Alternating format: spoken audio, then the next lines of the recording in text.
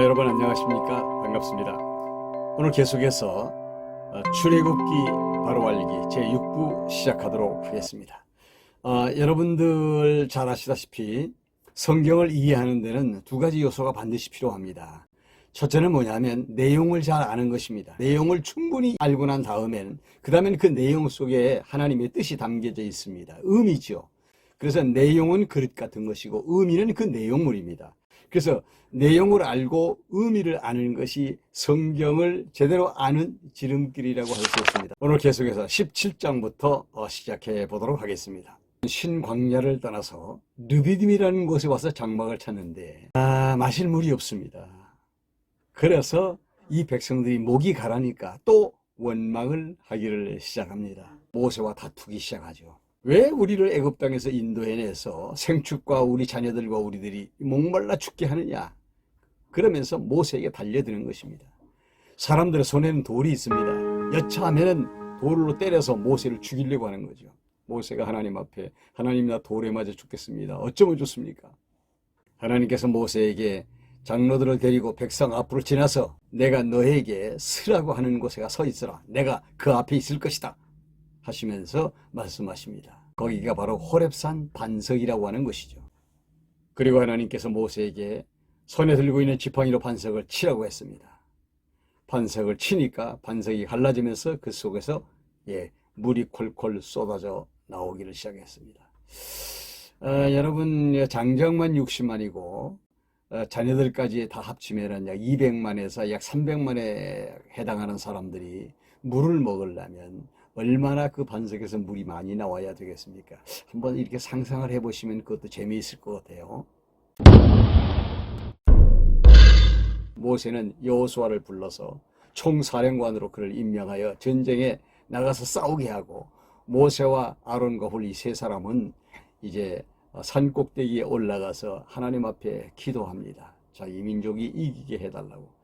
그런데 참 신기한 것은 모세가 손을 들고 기도하는데 모세의 손이 올라가면 이스라엘 백성들이 이기고 피곤해서 모세의 손이 내려오면 이스라엘 백성들이 집니다. 이걸 딱 보고 있던 아론과 훌이 모세의 손이 올라가면 이긴다.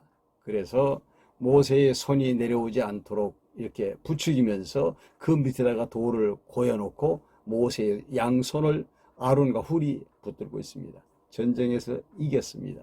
하나님께서 모세에게 이렇게 말씀하십니다. 너 아멜렉 앞으로 들어와지 말라. 이번 전쟁에 나가서 싸운 여호수아에게 말해라. 나 여호와가 아멜렉을 도말하여 천하에서 없애버릴 것이다. 모세가 여호와 앞에 단을 쌓고 그 단의 이름을 여호와 니시, 여호와의 깃발이다. 이런 의미로의 이름을 붙여줍니다. 18장에서는요. 모세의 장인 이드로가 모세의 부인 십보라와 그의 아들 둘을 데리고 모세를 찾아 방문하죠. 그때에 이드로가 모세를 통해서 그동안에 하나님이 이스라엘 백성들에게 어떻게 한 것과 홍해바다를 어떻게 건넌 것 쫙 이야기를 합니다. 이드로가 깜짝 놀라면서 히브리인의 하나님 여호와는 살아서 존재하시는 가장 위대하고 가장 큰 신이다 라고 말하면서 제물을 취해서 여호와 하나님 앞에 제단을 쌓습니다. 그리고 난 다음에 모세의 삶을 보니까 모세가 하루 종일 지쳐있어요. 왜 그런가 했더니 모세가 그 60만 대군에 얽혀져 있는 모든 사연들을 재판하는 일을 하고 있어요. 그래서 이드로가 가만히 보니까 이 얼마 안 가서 피곤해 죽게 생겼습니다. 그래서 이드로가 모세에게 가서 이야기합니다. 왜 이렇게 하고 있느냐? 그러면 너 얼마 안 가서 지쳐서 일 못한다. 응? 그러면서 가르쳐 준 것이 뭐냐면 1000부장 밑에 100부장, 100부장 밑에 50부장, 50부장 밑에 10부장 이렇게 해서 조직을 하라는 것입니다. 군대를. 그래서 그들에게 그 대표들에게 하나님의 말씀, 율례와 율법들을 가르쳐 가지고 그들로 하여금 밑에서부터 소소한 것들은 해결하게 하고 가장 큰 것은 천부장에게, 더 큰 것은 모세에게 가지고 오도록 해서 문제를 해결하도록 하는 게 지혜로운 것이 아니냐고 가르쳐 줍니다. 모세는 여기서 조직적으로 운영을 하게 되죠. 지혜로운 것입니다.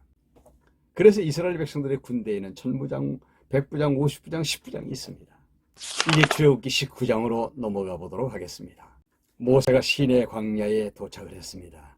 그러니까 애굽에서 출발해가지고 이 시내 광야까지 약 한 3개월 내지 한 4개월 그 정도 걸렸는데 그 시내 광야에서 모세가 이제 산에 올라갑니다.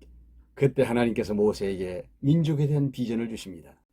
내가 언약을 통해서 네 백성을 제사장 나라가 되게 해주겠다고 약속을 하십니다. 모세가 장로들을 불러가지고 이 사실을 장로들에게 말하니까 장로들이 하나님이 행하라고 명령하시는 모든 것들을 우리가 다 행할 것입니다 라고 장로들이 고백을 합니다. 그러면서 하나님께서 모세에게 네 백성들을 3일 동안 정결하게 하라. 백성들이 옷을 빨고 뭐 난립니다. 몸을 깨끗하게 하느라고.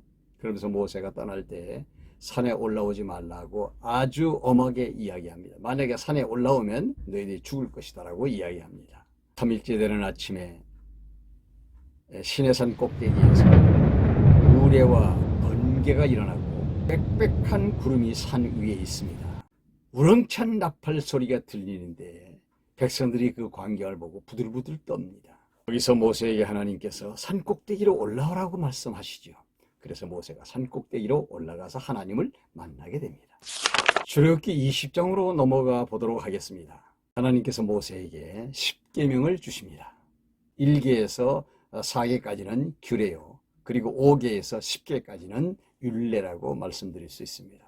그리고 난 다음에 21장부터 시작해서 율례에 대해서 말씀하시면서 재산 권리에 대해서 말씀하시고, 그리고 22장에서는 행위의 기본, 23장에서는 공의에 대해서 권고하시고, 안식년, 그리고 3대 절기, 유월절, 초실절, 장막절, 이 3대 절기 말씀해 주시고, 가나안 땅에 들어가서 이 정복을 했을 때의 규례에 대해서 말씀을 해 주십니다. 24장에 가면 언약을 체결하십니다. 누구와? 이스라엘 백성들과.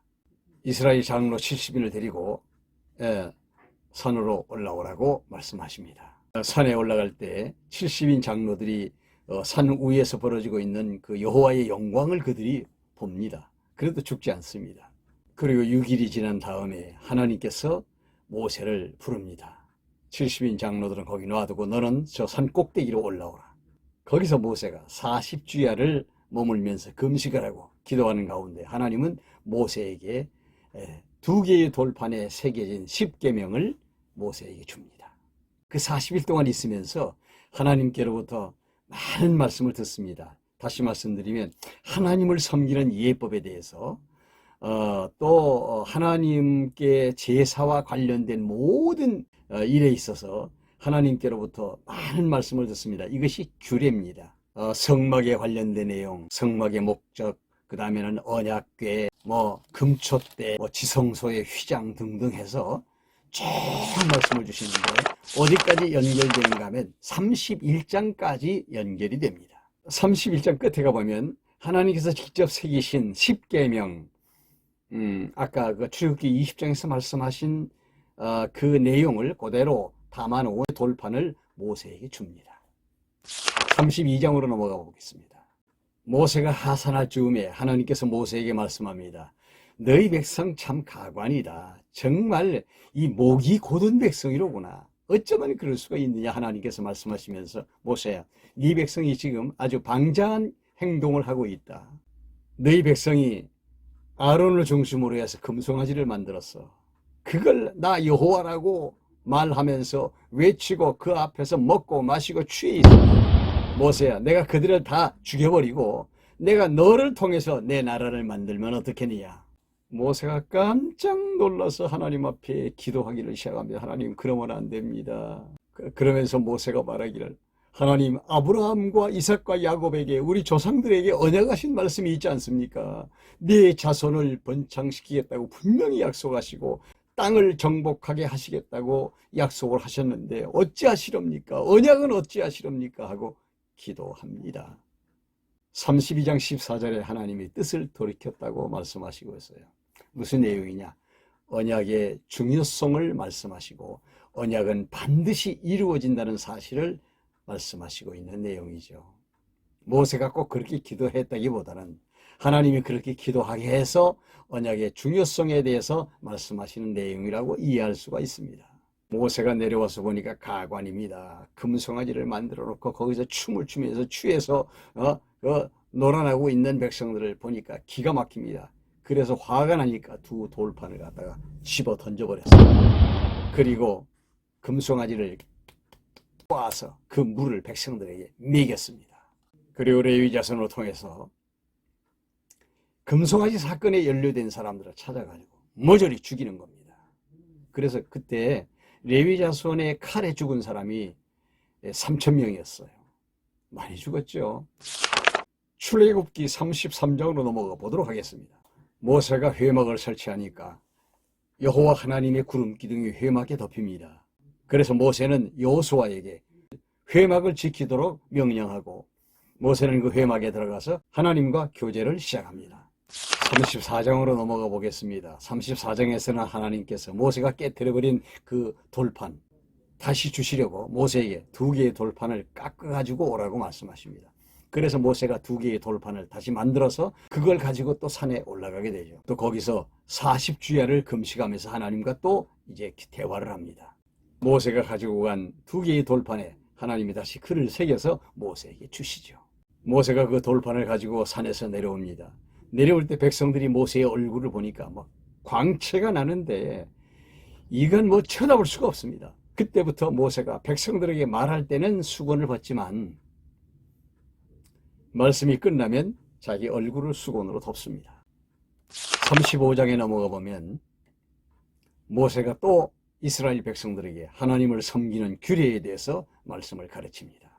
35장에서 예물 교훈을 비롯해서 36장에서 성막 안에 금촛대, 분향단, 번제단을 어떻게 만들고 물두멍은 어떻게 만들고 39장에 보면 제사장의 옷을 만드는 것까지 자세하게 가르쳐 주십니다. 40장에 가보면 드디어 성막이 세워지고 낮에는 구름 기둥으로 밤에는 불 기둥으로 성막에 여호와의 영광이 나타나게 되죠. 그랬을 때 낮에는 구름 기둥이니까 구름 기둥이 거치고 움직이면 성막을 걷어서 짐 정리를 해가지고 이스라엘 백성들은 광야를 또 행진을 하게 됩니다. 출애굽기 마지막 장 40장 38절에 보면 낮에는 구름 기둥 밤에는 불 기둥으로 그 백성들과 함께 하신다는 사실을 늘 가르쳐 주신 것이죠. 자, 이제 이 출애굽기에 대한 의미를 간단히 말씀드려 보도록 하겠습니다. 이 출애굽기에서 가장 중요한 것이 있다면 아브라함과 이삭과 야곱에게 하나님이 언약하신 그 언약 중에서 자손 언약이 성취된 사실을 극적으로 보여주는 내용이 바로 출애굽기의 내용입니다. 물론 이제 자손 언약의 성취가 어떻게 이루어지느냐, 그 자손 언약의 성취가 창세기 37장 요셉의 스토리로부터 시작해서 민수기 30장까지, 다시 말씀드리면 민수기에서 이스라엘 백성들의 수를 세어요. 그 수를 세는 민수기 30장에서 자손 언약 성취에 대한 내용이 끝이 납니다. 여러분, 중요한 것은 그렇습니다. 아브라함에게 언약한 3대 언약 중에 그 첫 번째 언약인 자손 언약이 이제 이루어졌다고 하는 것. 하나님은 그래서 살아서 존재하시는 여호와가 맞다, 이걸 증거해 주는 내용이죠. 그럼 다음 시간에 계속해서 이제 레위기에 대해서 좀 더 공부해 보도록 하겠습니다. 여기까지 따라와 주신 여러분 대단히 감사합니다.